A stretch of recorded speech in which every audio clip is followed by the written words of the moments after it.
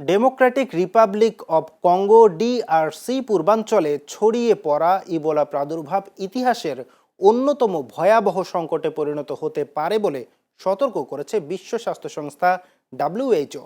সংস্থাটির মতে এবারের পরিস্থিতি আগের অনেক প্রাদুর্ভাবের তুলনায় বেশি উদ্বেগ তৈরি করেছে। বিশ্বে ইবোলার সবচেয়ে ভয়াবহ প্রাদুর্ভাব দেখা গিয়েছিল 2014 থেকে 2016 সালের মধ্যে পশ্চিম আফ্রিকায়। ওই সময়ে 11,000-এরও বেশি মানুষের মৃত্যু হয়। এরপর 2018 থেকে 2020 সাল পর্যন্ত ডিআরসির পূর্বাঞ্চলে ছড়িয়ে পড়া ইবোলায় প্রাণ হারান 2,287 জন। আর চলতি বছর ইতুরি প্রদেশকে কেন্দ্র করে ছড়িয়ে পড়া এই রোগে ইতোমধ্যে 2,500-এর বেশি মানুষ আক্রান্ত এবং মৃত্যু হাজার ছাড়িয়েছে। অনুমোদিত টিকা বা নির্দিষ্ট চিকিৎসার অভাব এবং সময় মতো শনাক্ত না হওয়াকে বিশেষজ্ঞরা এর মূল কারণ হিসেবে চিহ্নিত করেছেন। দীর্ঘদিনের সংঘাত, নিরাপত্তা সংকট এবং স্থানীয়দের অবিশ্বাসের কারণে পরিস্থিতি নিয়ন্ত্রণ কঠিন হয়ে পড়েছে।